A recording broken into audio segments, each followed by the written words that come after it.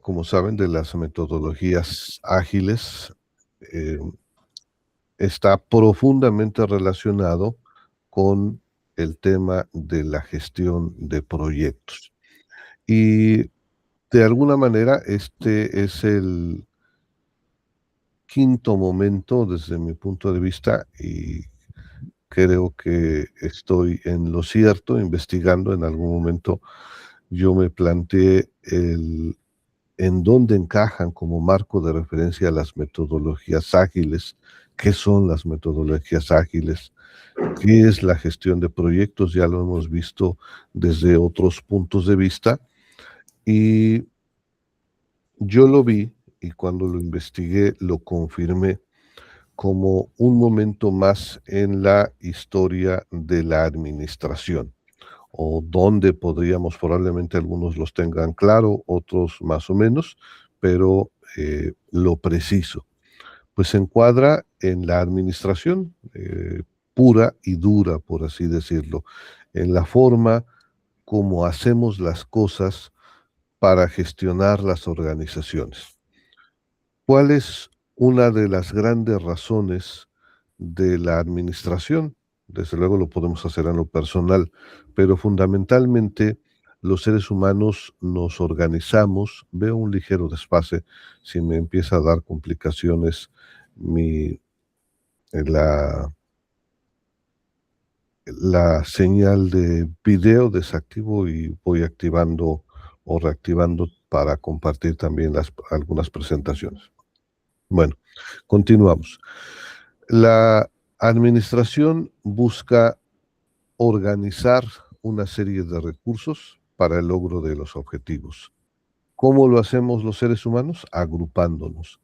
Las distintas organizaciones, sea con fines de lucro o no, sean pequeñas, medianas o grandes empresas, sea una organización del sector público o del sector privado, son estas las que menciono, diferentes distinciones de los tipos de organizaciones.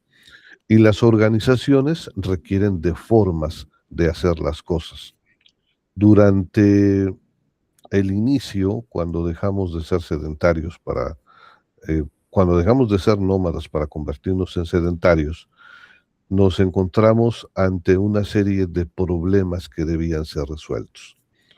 El problema de la gestión de los recursos para el invierno, de la gestión de los recursos para la guerra, las invasiones de otros pueblos, de la gestión de recursos para la expansión. Empezó este deseo por expandirse a nuevos territorios, combatiendo a otros, quitándoles. Sucedieron muchas cosas a partir de que comenzamos a ser sedentarios. Federico Engels, en su libro El origen de la propiedad privada, la familia y el Estado, casi estoy seguro que es en ese orden, independientemente de la naturaleza ideológica, como sabemos, marxista, hace reflexiones que son muy válidas para la sociología. No fue él el primero en hacerlas y otros, por otras vías, han llegado a conclusiones similares. Es creación de la propiedad privada la que genera desde el punto de vista urbano, y me estoy metiendo en temas en los que seguramente la arquitecta podrá abundar aún más. Déjenme avisar a la escuela si estamos en línea. Una captura.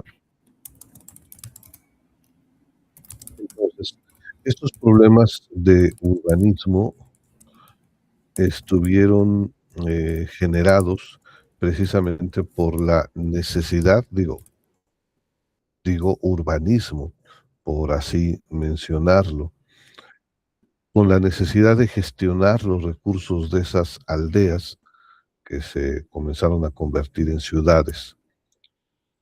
Y esa es una forma de administración incipiente. Desde luego no se quedó ahí con la creación de los imperios, y estoy comenzando probablemente eh, de una forma diferente a la que pretendía, pero es muy bueno para tenerlo como marco de referencia. Esa administración de las aldeas conforme se fueron haciendo más complejas las ciudades,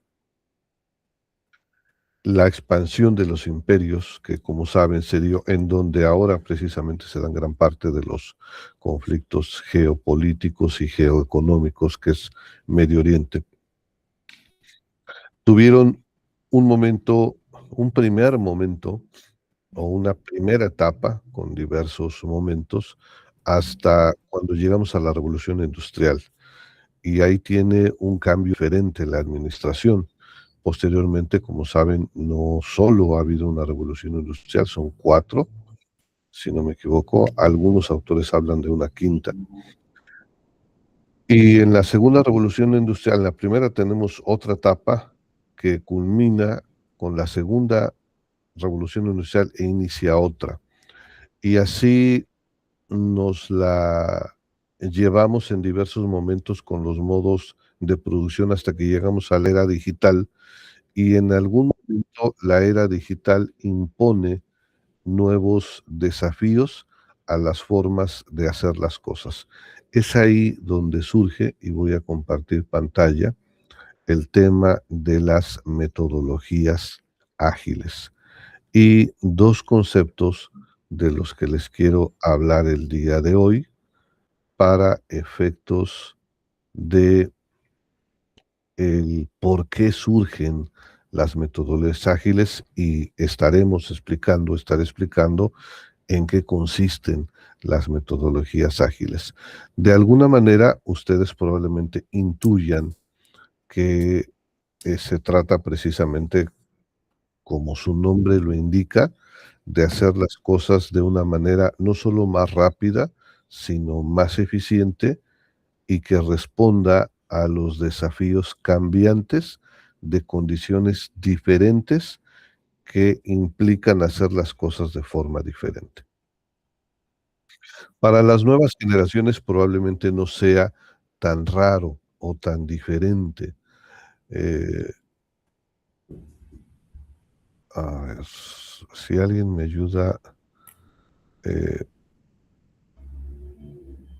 con Gerardo. Gerardo, buenos días. No sé si es la misma reunión o no, pero nos vemos en este último link que les estoy proporcionando. Gracias. Bueno, voy a cerrar un poquito WhatsApp. No, lo voy a dejar abierto y con mucho gusto les contesto si hay alguna, alguna duda. Porque así pasa, ¿no? Compartí el link de Zoom, después lo quité para no confundirlos, después les di el link que me dieron, después son cosas que a lo mejor yo debía saber o debía preguntar o deberían explicarme, eso es irrelevante, pero bueno, son cuestiones técnicas. Regreso al hilo conductor de la conversación. Les decía que probablemente las nuevas generaciones, y estoy hablando de nuevas generaciones, gran parte de ustedes, les es muy normal lo que estamos viviendo, pero probablemente para quienes tienen mi edad pueden vislumbrar claramente esa división en lo que se empezó a gestar probablemente en el año 2000. Las redes sociales y los smartphones surgen unos añitos, creo que el primer smartphone surge en el 94, 96 y se empiezan a popularizar, y es en el año 2000 que coincide con las redes sociales que también empezaron a surgir por allá del noventa y tantos, en los últimos años del nuevo siglo, y que se empiezan a popularizar MySpace, Hi5 y a otras, pero sin duda Facebook es la que de un formato democratizado lleva el uso del Internet a- al ciudadano común, al ciudadano de a pie, este término que a veces suena odioso.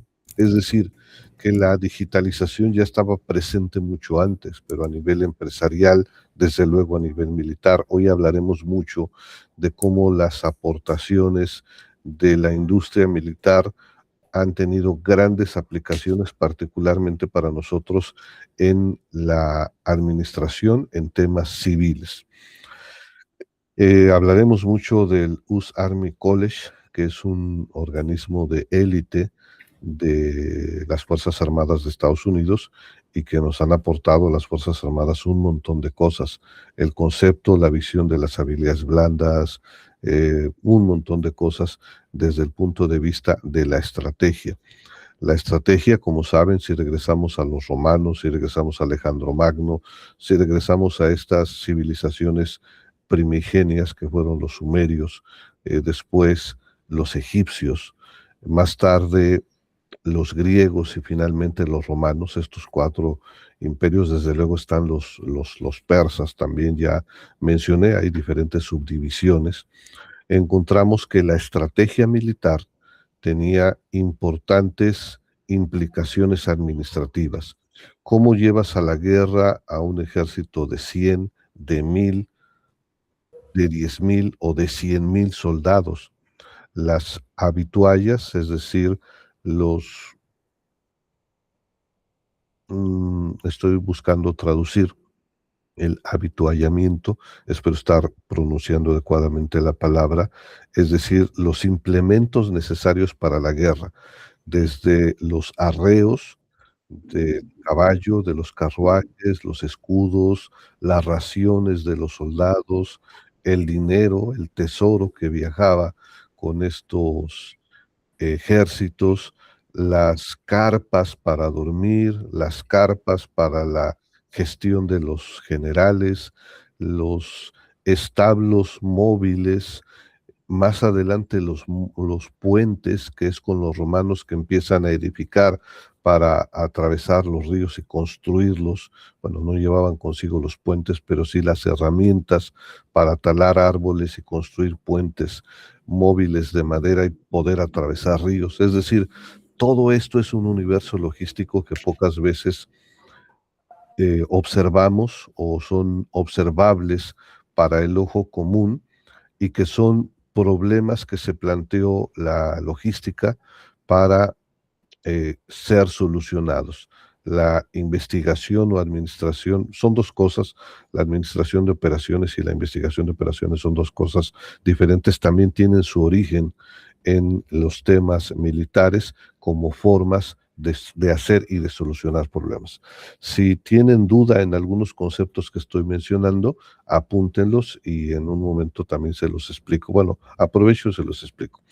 La administración de operaciones se entiende en la administración como lo que haces, imaginemos aquí en mi estudio, imaginemos esta habitación, esa eh, cortina verde, no es que no tenga un sentido de la decoración y de la combinación, ese tubo que se ve es para usar un fondo verde y sustituirlo por otras cosas, para grabaciones, porque de repente uso mucho este fondo y se ve repetitivo. Hice una serie de videos sobre las implicaciones de la nueva etapa de los desafíos espaciales.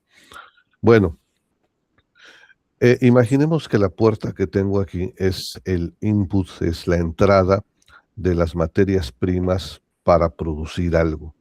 Y esa ventana es la salida. Esta es la empresa estudio de Humberto, vamos a denominarla así. Entonces, los insumos, todo lo que entra, vamos a pensar que voy a producir aguas y otras cosas, los insumos llegan a esa puerta, llegan las tapas, llegan los envases, llega el agua en otra forma, llegan etiquetas probablemente, si fuesen bebidas preparadas, bueno, llevan algún tipo de aditivo, de vitaminas, colorante, químicos, etcétera, y requiero una serie de cosas. Imaginemos que aquí tengo una línea de producción, como hemos visto en los videos, o presencialmente en la Coca-Cola, que van pasando las, entonces, todo lo que pasa de la puerta hasta que este producto sale en la ventana, esto es mi empresa, y aquí no entra el consumidor final, no entra el público, solo entra las personas que tienen que ver con la empresa. Entonces, yo llegan una serie de ingredientes como si fuera una cocina a la puerta, llega el pollo, llega el jamón, llega el pan, hablamos de un sándwich, y se procesa para salir de una forma diferente. todos le van dando un valor agregado. Y cuando sale por esa ventana, entonces ya sale al mundo o sale a la luz. Todo lo que pasa de esa puerta a la ventana es administración de operaciones. Y también tiene un origen en la industria militar, la administración de operaciones, cómo se gestionan todos esos pasos. A quienes les gustan las películas de acción o tengan que verlas por sus parejas, así como nosotros, nos toca de repente ver películas románticas de Navidad todo el año, en algunos casos, bueno, pero en esas películas de guerra en donde está el generalote o el teniente apuntando con el equipo SWAT o los Delta Force y todos ellos diciendo, y aquí está el enemigo, y están mapas, y hay imágenes satelitales, y hay, a lo mejor hay inteligencia en el campo que está recopilando cosas por inteligencia, entiendo, no entiendo, son todos los elementos que suman y en ocasiones es agentes encubiertos, informantes de campo, imágenes satelitales, cuestiones que detección de calor, todo eso que tenemos mapas, toda la información y que están ahí en mapas en una mesa, eh, tiene precisamente, origina la administración de operaciones. La investigación de operaciones, y probablemente ustedes tengan un punto de vista diferente y que enriquezcan a esto, la entendemos o se entiende en la administración como el ejercicio de la incorporación matemática a todas las variables que tenemos que tener en cuenta para hacer los cálculos necesarios que optimicen el logro de mis resultados. Imaginémonos, y por ahí encontré un excelente ejemplo que intentaré resumirles. Imaginémonos el problema, más allá de las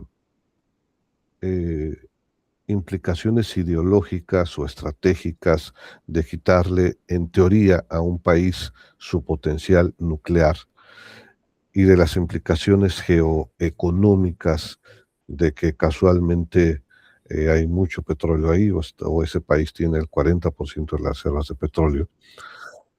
Son diversas implicaciones. No entraré en todas esas implicaciones, pero imaginémonos que el objetivo de la empresa A, Estados Unidos y aliados, Israel, es tener ciertos resultados en ciertos escenarios. Tiene que asegurar una cadena de suministros, tiene que asegurar combustible que le alcance a los aviones y llegar a ciertos objetivos y regresar, tiene que desactivar defensas antiaéreas, tiene que solucionar diversos problemas logísticos. En esas operaciones se pierden aviones y van helicópteros a rescatar.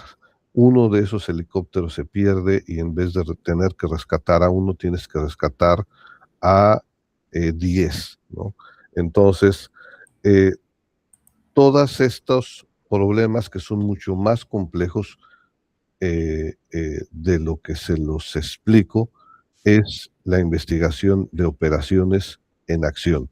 Va más allá de la estrategia superficial de ver las cosas en un mapa. Tiene que ver con el cálculo preciso del combustible, de las rutas, del tiempo, de la velocidad terrestre en que se acerca el enemigo, y un montón de variables que tienen que calcularse matemáticamente. Lo mismo pasa con la conquista del espacio y hay una película muy interesante sobre mujeres de color.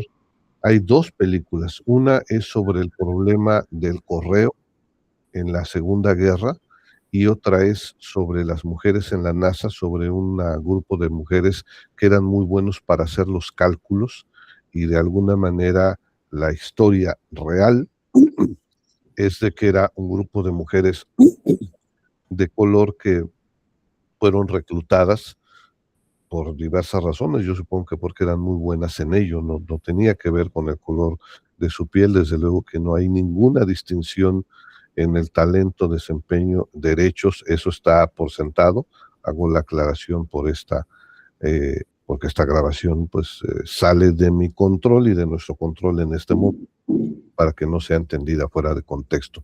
Pero así es la historia.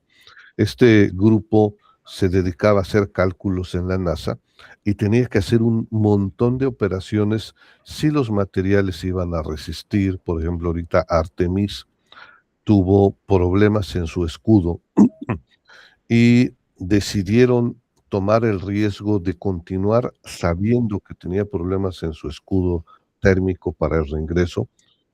Recuerden que regresa una especie de trapecio de conito, viene de reversa y viene ingresando, que después se abren los paracaídas y llega al mar. En este caso, casi siempre llega al mar, primero porque eh, en la tierra sería más complicado el impacto y después por temas de superficie.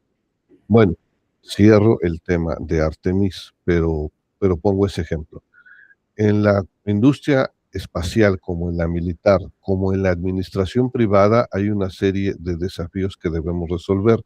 Si yo mando pedir en Amazon este juguetito, que me lo pedí en Amazon, unos juguetitos para mis gatas, para una de mis gatas y para todas, pues tiene que armonizar todo lo que pide la gente de Cancún, todo lo que está en México, las bodegas que están en México, las cosas que están en Estados Unidos, las cosas que están en China, y tiene que decidir en cuestión de segundos cuál es la mejor ruta, recolección de productos, después cómo los envía a los diferentes distintos destinos que está enviándose a todo el mundo, y después cuál es la mejor ruta para que le llegue a Humberto. Bueno, regresando al ejemplo de la NASA, tienen que calcular combustibles, tienen que calcular resistencia de materiales, tienen que calcular pesos, entre muchas otras cosas de los astronautas. Tienen que calcular qué es lo que van a comer, tienen que calcular los desechos físicos, tienen que calcular la diferencia en la masa corporal. Un cálculo desacertado como presión, gravedad, hay una gravedad diferente cuando subes, cuando regresas, depende de la velocidad. Es decir, hay un montón de variables que si se te pasa una, que se modifican y no haces el cálculo correcto, acaba como en la historia de la conquista espacial ha terminado trágicamente. Explosión de transbordadores, incendio de cápsulas, y desde luego la muerte y la pérdida de miles de millones de dólares en esta búsqueda, porque algo en los cálculos o en la realidad no estuvo bien, o no se calculó bien, o surgieron variables que no se tenían previstas. Todo eso es investigación de operaciones y hay muchos modelos matemáticos para hacerlo. Todavía se enseñan cómo son, imagínense, en los grandes pizarrones, cómo son en esas películas que vemos, esos pizarrones en universidades norteamericanas, que son prácticamente de 5 metros y que a veces requieren de escalera para solucionar una serie de cálculos y de ecuaciones, y que hoy con la IA, bueno, es posible solucionar y procesar de forma instantánea. Pero hace 50 años o más que comenzó la conquista del espacio con los cohetes, con los misiles que estaba buscando tener Hitler y que después ayudaron, y que von Braun, entre muchos otros científicos que se trajeron de Alemania después de la Segunda Guerra, contribuyeron a todo eso. Hablo de muchas cosas y espero que me sigan. Si necesito irme más despacio, me dicen. Pero bueno, creo que queda sentado claramente lo que es administración de operaciones y lo que es investigación de operaciones. ¿Qué tiene que ver con las metodologías ágiles? Precisamente entornos competitivos y diferentes a los que debemos estar acostumbrados a gestionar. Regreso en un momento al tema, regresaré en un momento nuevamente al tema de las secuencias en la administración. Uno de estos conceptos, voy a compartir pantalla, uno de estos conceptos, comparto pantalla.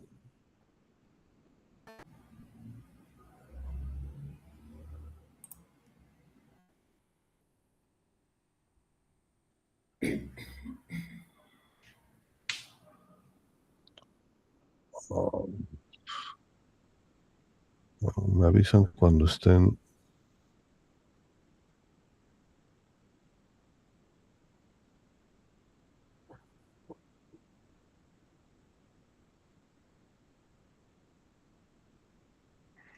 Déjenme ver si es. No, esa no es.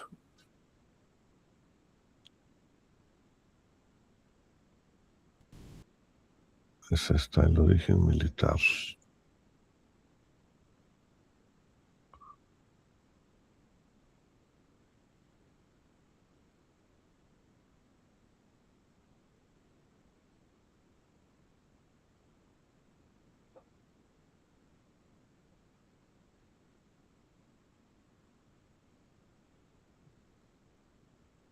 Ahí está.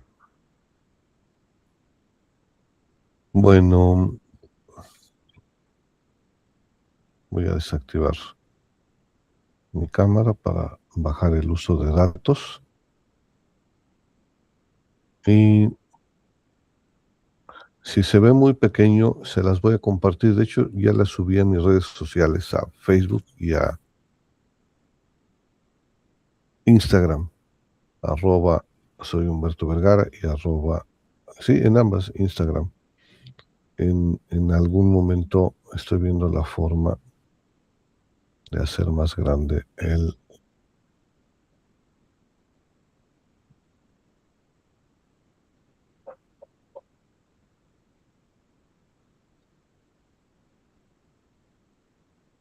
¿Lo ven ya en tamaño? Sí, ahí está, sí lo logré. Bueno, según yo, estamos viendo un texto que dice una presentación, el origen militar de una estrategia civil. ¿Me confirman? Es correcto, profe. Ok, Sí, se ve muy claro. ok. Y además me gustó mucho el formato. Quedó así como vertical, un poco para hacerlo diferente y también para subirlo. Dije, ¿dónde lo subo? Si lo subo en, en el PDF, en PDF, bueno, tendré que subirlo a Drive, si lo subo como presentación. Si lo subo como imagen a blog, tenía también ahí implicaciones técnicas, era posible, entonces decidí subirlo en un formato más fácil a las redes para que todos lo puedan ver. Bueno, el término del que vamos a hablar, no sé si tengan una pregunta hasta el momento, todo esto es el marco en que se encuadran las metodologías ágiles. Si en un momento, si quieren, hacemos un espacio y me sigo. Eh, Ahora pasamos a este concepto que probablemente hayan escuchado en algún momento y que es VUCA con V, es VUCA. Bueno, imaginen que de pronto estamos intentando cocinar o que estamos armando un rompecabezas y que hay personas moviéndonos el tablero, que estamos perdiendo piezas, que hay piezas nuevas que de repente llegan, que de repente están tocando la puerta, que llegan personas que nos hablan y que nos distraen. Entonces, probablemente esta escena que les comento, del rompecabezas o de cocinar, por ejemplo, a mí no me gusta cocinar cuando hay alguien más en la cocina, o sea, yo tengo que ser el amo y señor de la cocina para moverme al refrigerador, para hacer mi tiradero, o lo que aparentemente es desorden, pero tiene un orden para mí en mi cabeza y en mi cocina. Y cuando me mueven eso, me sacan de mi forma, de mi zona de confort o zona de control y pues me irrito, ¿no? Entonces, en ese ejemplo, si alguien de ustedes cocina y no le gusta compartir cocina y formas de hacer las cosas con los demás, eh, y, y- y no les gusta lavar los trastes, pero imagínense este mismo ejemplo en el rompecabezas que estamos intentando romper un rompecabezas, armar un rompecabezas, nos están moviendo la mesa, nos mueven las piezas, nos desarman piezas, nos cambian piezas que a lo mejor tienen la figura tradicional por piezas redondas o cuadradas que no encajan. Bueno, eso ejemplifica claramente lo que ha empezado a suceder en el mundo en los últimos años, en las últimas décadas. Comenzaré, bueno, seguramente ustedes conocen el concepto de la Guerra Fría. Cuando los alemanes pierden la guerra, recuerden que pierden la guerra porque se unifican, ya estaban unificados los aliados. La Segunda Guerra Mundial inicia con la Blitzkrieg, si es que ayúdenme a ver si la estoy pronunciando bien, Blitzkrieg, la he pronunciado así durante 30, 40 años, que es la guerra relámpago, la invasión de Hitler a Polonia, y que es el primer movimiento en el ajedrez expansionista que hace que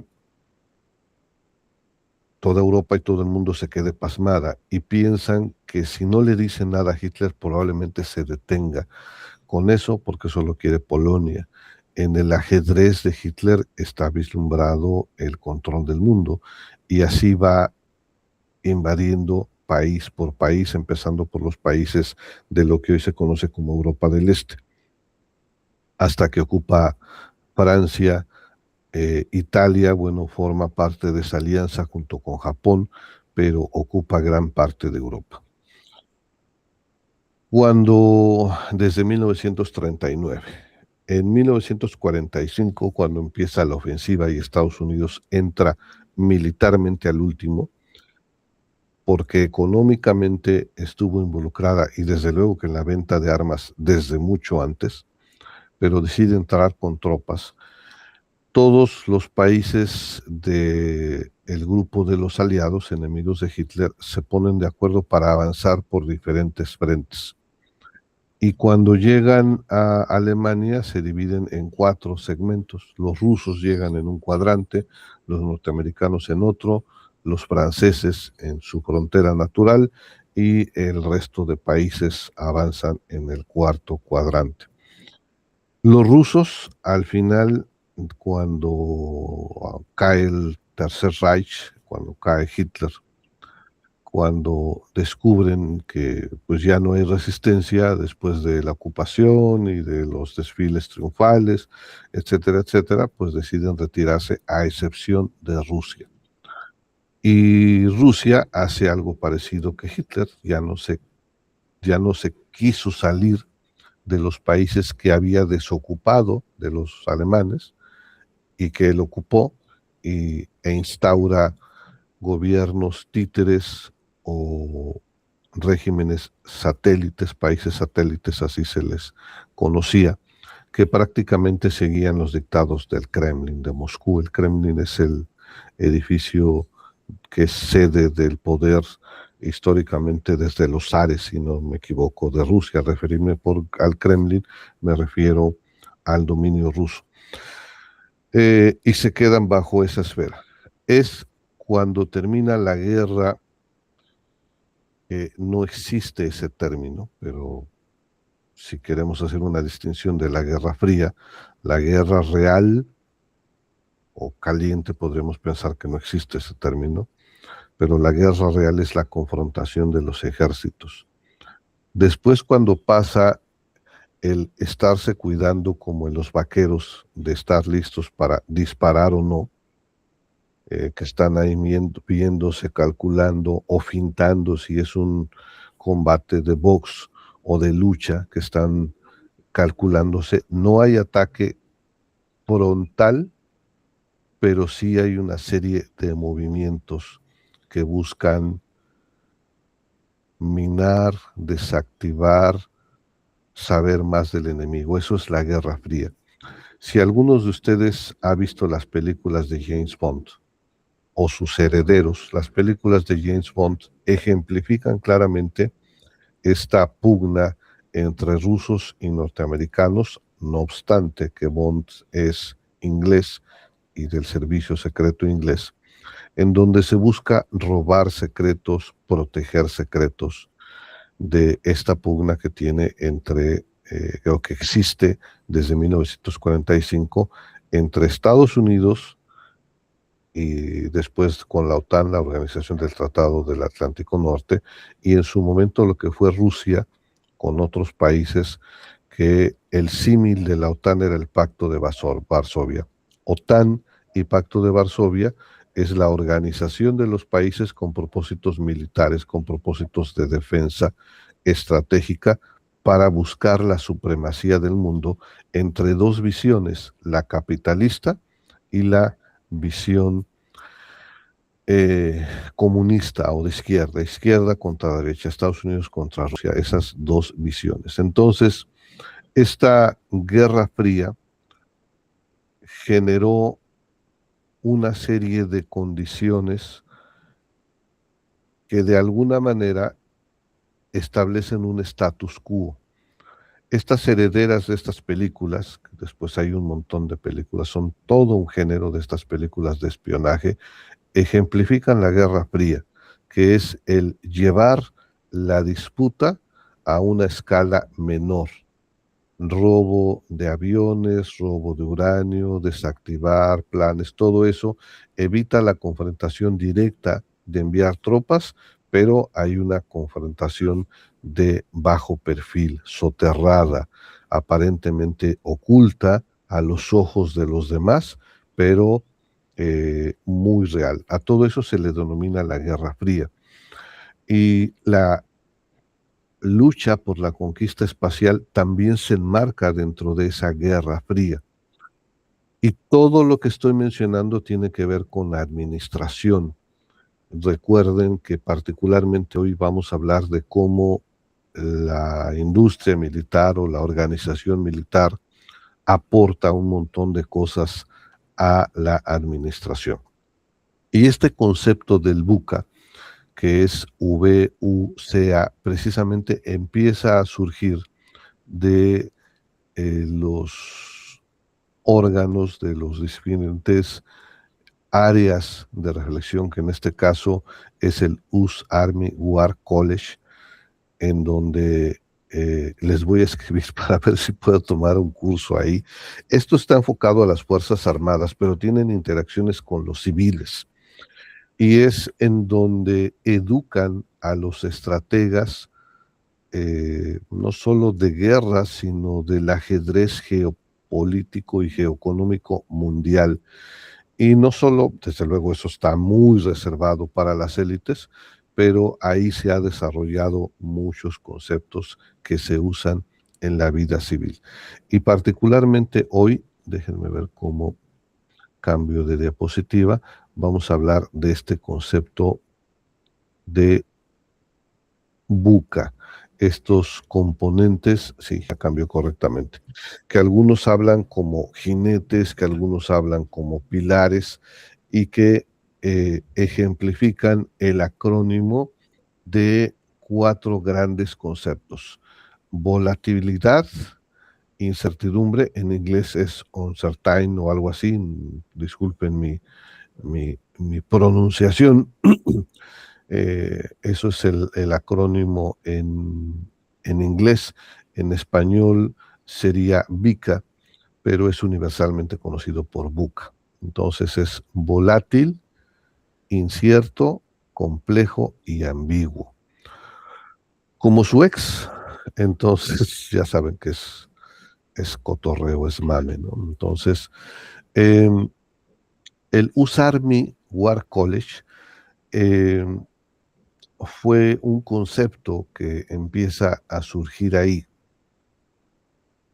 y que ejemplifica el estado de cosas que empieza a modificarse en la Guerra Fría, en donde hubo relativamente un status quo entre el 45 y los 80s. Si no mal recuerdo, la caída del muro de Berlín es en 1989. Era presidente de Estados Unidos Ronald Reagan y presidente o primer ministro de la Unión de Repúblicas Socialistas Soviéticas. Después se desmembra Rusia. Y después viene Boris Yeltsin y algunos otros hasta que llega al poder Vladimir Putin, pone a alguien a quien controla durante algún tiempo y finalmente Putin debe tener en el poder unos 20 años, que criticado, admirado, odiado, respetado, pero no inadvertido por muchos, forma parte de la estabilidad global. Entonces, con la caída del muro de Berlín, el mapa se modifica y empiezan a surgir una serie de preguntas e interrogantes a nivel mundial, a nivel militar, y nosotros estamos viendo estas aplicaciones a nivel civil en la administración, y tienen precisamente como una expresión de que cambian las cosas porque habían estado entrenando a sus oficiales con una cierta forma de ser y de pensar para reaccionar y de repente se encuentran con que en su teatro de operaciones o en el teatro de guerra, teatro de operaciones o teatro de guerra se entiende el lugar, es decir, la guerra se planea desde las industrias que producen el armamento, los insumos, pero el lugar donde se gestan las batallas, como en la antigüedad que decían y se ponían de acuerdo de forma a veces implícita, es decir, suponían que tal región o tal valle era determinante para el control de un territorio y sabían que se iban a encontrar ahí, o en ocasiones se mandaban citar, como en la primaria, nos vemos a la salida, nos vemos en tal lugar, y desde luego cada quien buscaba elegir el mejor lugar o adaptarse a las condiciones. Hoy hablaremos de Sun Tzu, adaptarse a las condiciones como Sun Tzu del campo de batalla. Entonces, a la hora de llegar al teatro de operaciones, al lugar donde iba a ser la batalla o la operación militar, se encontraban con que había un montón de variables que no habían considerado. La resistencia de la población civil, aliados en la población civil, dificultad, insumos. Muchas de esas cosas sucedieron en Medio Oriente, pero mucho antes empezaron a suceder, sobre todo en Vietnam.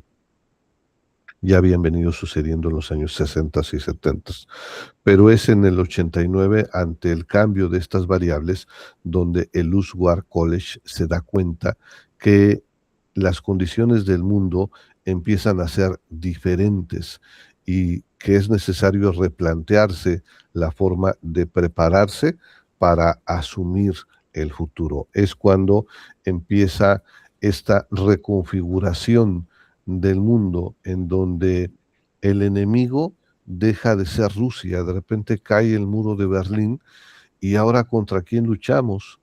Y eso, quienes sean amantes del cine se darán cuenta que de repente el enemigo dejó de ser los comunistas, empezaron a ser los terroristas, empezaron a ser los hackers, empezaron a ser incluso los marcianos. Ahora, ¿contra quién va a pelear Estados Unidos en esta narrativa cinematográfica? Si los rusos ya no son el enemigo a vencer, si caen en el 89 y ahora probablemente lo vuelvan a hacer, pero durante 2 o 3 décadas, durante 2 décadas dejaron de serlo y había que inventarse una nueva narrativa, ¿no? Y de repente era Estados Unidos liderando al mundo contra los extraterrestres.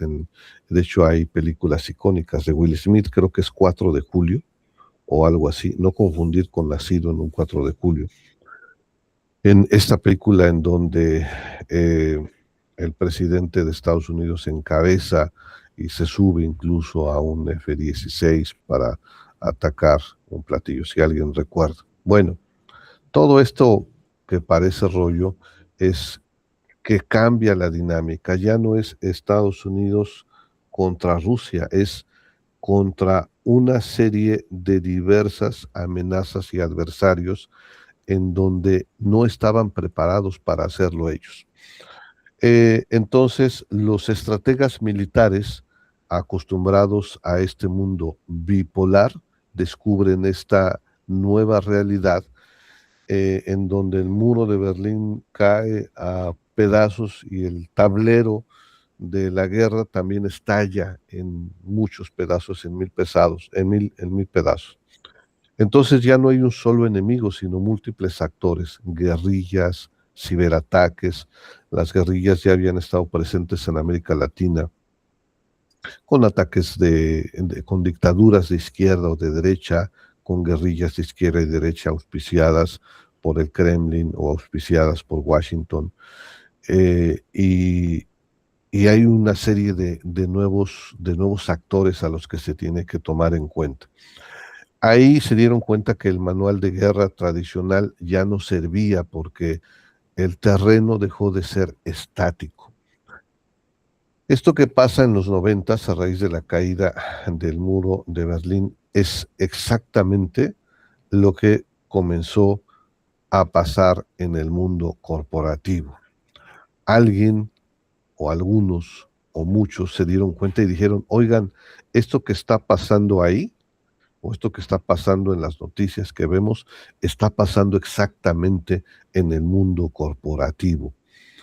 Y hoy, entonces, nos damos cuenta, si lo analizamos, que el entorno volátil, incierto, complejo y ambiguo es la realidad de lo que vivimos en nuestras empresas y nuestras organizaciones.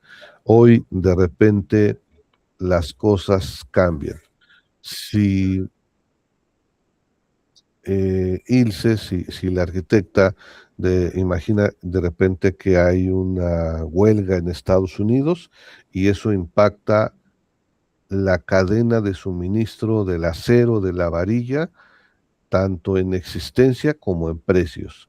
Pasa algo en Irán y el estrecho de Hormuz empieza a vislumbrar una escasez de petróleo y una subida de los precios que va a impactar en la administración de una obra. De repente hay cambios en el clima o hay inundaciones, esperemos que no, en Veracruz o en el centro del país y afecta los envíos de ciertos materiales que lleguen en tiempo y forma. Oiga, es que no llegó por esto. Oiga, arquitecta, es que no llegó el tráiler porque hay una caravana de migrantes o un paro de transportistas por la inseguridad en la carretera y entonces los materiales se van a tardar una semana más en, en ir. O sabe que estamos construyendo un gran hotel y el crimen organizado pide piso o está afectando a la mano de obra y nuestra mano de obra tenemos un ausentismo de 20%. Imagínense en cualquier obra pequeña o en una obra de un fraccionamiento o de grandes hoteles que pierdas, pues ya no digo el 10 o 20% de tu mano de obra, que deje de asistir o que el calor en los usos y costumbres, el calor y que la raza es relajienta, pues decida que porque aumenta el calor, aumenta el consumo de cerveza y se agarran la fiesta sábado, domingo, y desde luego, pues no sabe si el lunes van a llegar o cuántos van a llegar. Bueno, esto es un ejemplo de lo que pudiera pasar en la vida real. Si, ya ni siquiera menciono los temas digitales, si se cae una plataforma, si nos hackean la aplicación de BBVA que no nos permite pagar la nómina, en fin, un montón de cosas que para algunos son, podríamos denominar los cuatro jinetes del apocalipsis. Empecemos a hablar una a una y hacemos un receso, si les parece bien, a las 10:30. Yo supongo, bien intencionadamente y malintencionadamente también, en el buen sentido, de que tienen ahí un cafecito, que están comiendo un pancito, una galleta, que cariñosamente en sus casas ya les estarán preparando el desayunito, la cochinita, los hotcakes, lo que sea. Pero bueno, quienes no, a las 10:30 tendremos un receso para que almuercen o estiren las piernas o algo. Pero empecemos antes de irnos en esta siguiente media hora a hablar de la volatilidad. Eh, no solo es cambio, es velocidad y magnitud del cambio. Piensen en los suministros, piensen, por ejemplo, en el acceso al agua en los hoteles.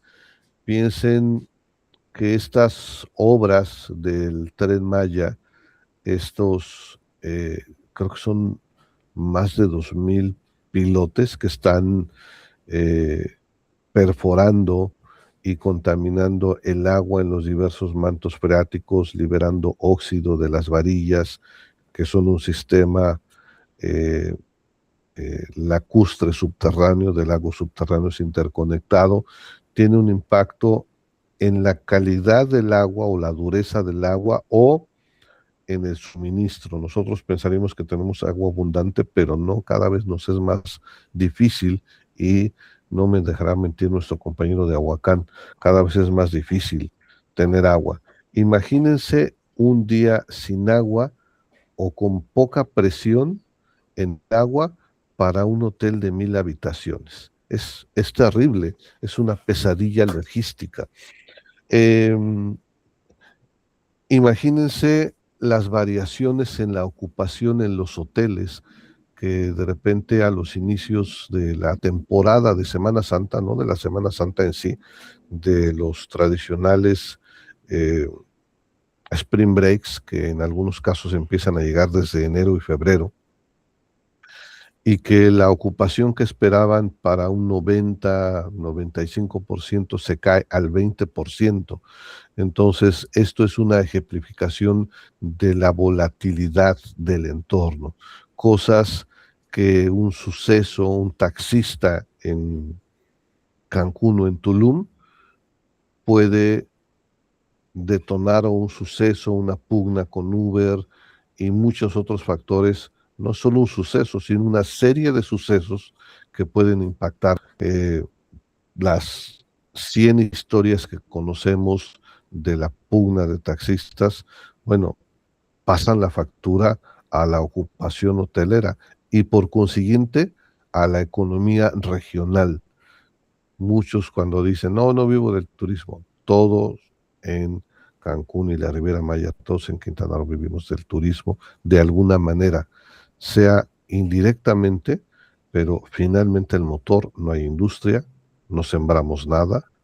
Bueno, hay siembras de traspatio, de muy pequeña ganadería también de traspatio, pero no es como en el norte o como en el centro o como en el Bajío, que haya grandes empresas que sostengan. Aquí no hay turismo y es la película de Soy Leyenda, no hay nadie en la calle. Entonces, todas estas fluctuaciones rompen con las estadísticas históricas, con las metras históricas, por ejemplo, de turismo, que sabíamos cuándo llegaban los alemanes, cuándo llegaban los franceses, cuándo se iban los americanos, cuándo llegaba el turismo nacional, si seguimos hablando de industria turística.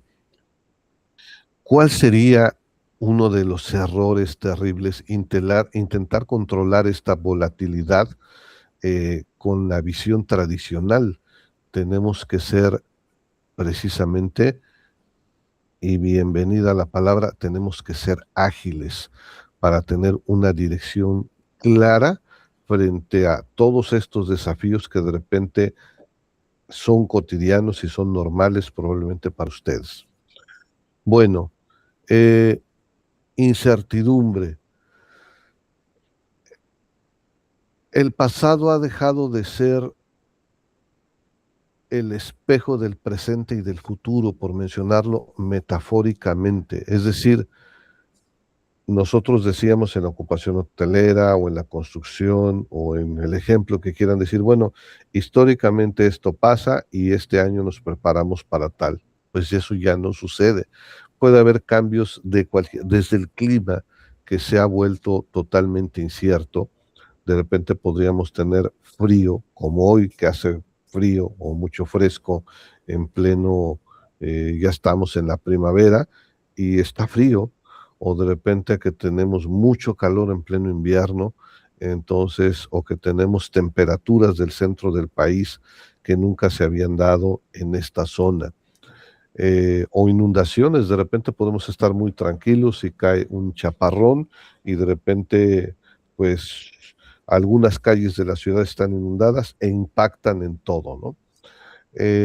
La incertidumbre nos puede paralizar si intentamos planear como lo veníamos haciendo hace algunos años.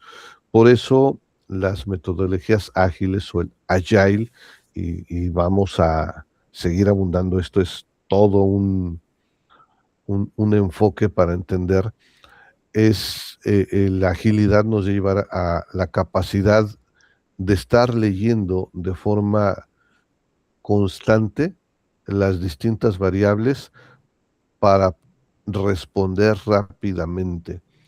Y entonces deja de ser viable el hecho de planear a 1 o 5 años, porque, y no digo que no se haga, se debe hacer, pero se debe estar consciente que las cosas pueden cambiar drásticamente. Elon Musk, uno de los referentes y creo que el hombre más rico a nivel global, que de repente se disputa con Jeff Bezos por su valorización de las acciones en la bolsa, por eso varía. Y no es porque posean esa fortuna realmente, es decir, no la tienen en el banco o algunas cosas no son de ellos, dependen de la valoración de sus acciones en el mercado, pero no me meteré en camisa de 11 varas. Tenía planeado colonizar Marte y tener una colonia de 1 millón de personas, y esto lo presentaba como ejemplo en algunas clases de administración y de posgrado hace 1 año o 2, y son noticias y anuncios que ha hecho él, pero que pasan desapercibidas para el resto de los mortales. 1 millón de personas. En algún momento planteaba su estrategia enviar cápsulas enormes con 500 personas diarias y con insumos para lograr tal objetivo. A la persona que fue tildada de loca, fue tildado como loco hace algunos años por pensar que era posible tener un implante en el cerebro, y que cuando implantaron en los ejercicios un chip en el cerebro de un cerdo y te dijo, este cuate está loco, hoy es una realidad. A quien buscó los autos eléctricos, no los inventó él, desde luego ya están presentes desde hace algunos lustros o décadas, pero él los llevó a un nuevo desafío y por lo menos estuvo en 3 crisis que estuvieron a punto de borrar de la faz del planeta Tesla. Ahorita tienen una gran competencia con BYD y otros actores, pero cuando Elon Musk dice algo, pues yo le creo. Es una persona que a nivel de liderazgo, visión y obsesión es capaz de hacer las cosas. Bueno, de repente Elon Musk acaba de anunciar hace unos pocos días que en vez de Marte, primero va sobre la Luna y ya se veía venir. Ahora, pues no solo es para caminar y recoger piedras. Evidentemente, la Luna es rica en tierras raras. Son una serie de componentes que se utiliza para la computadora con la que estoy transmitiendo, para los dispositivos electrónicos, que son escasos y que son costosos, y que se trata de poner minas y desde luego de ir a vivir ahí y de ir a apropiarse de la Luna. No solo lo están haciendo los norteamericanos, lo están haciendo los chinos, se está haciendo en misiones multinacionales. Y otro día les platico por qué no aterrizamos. Seguramente algunos lo tienen claro y otros no, esta vez. Tiene que ver también con condiciones diferentes. Bueno, pasemos son 10:18, pasemos al tema de la complejidad. ¿O les parece si hacemos una pausa? ¿Qué les parece si nos vamos ya al recreo? ¿Sí? porque en complejidad y ambigüedad me puedo llevar unos 20 minutos o 30. ¿Qué tanta hambre tienes? ¿Sí? ¿Ya nos vamos al desayuno? Está bien, así nos hacemos un cafecito. Son 10, casi 10, son 18, pero en lo que nos despedimos, Ahora sí lo que diga la mayoría. sí, de 10 a 10, ¿cuánto quieren? 20 minutos es poco así para colgar, ¿verdad? ¿Nos damos media hora? Sí, está bien. Sí. Ok. Ok, entonces son 10:09 ya. Nos acabaremos despidiendo a las 10:10. Nos vemos a las 10:40. Yo no me salgo de la sesión, espero que no hiberne. Me quedo con la sesión abierta. Si ustedes quieren salir, adelante. Voy a silenciar cámaras y micrófonos y nos vemos en 30 minutos. Ok. Ok, profe. Provechito. Gracias. Gracias igualmente. Gracias. Bye.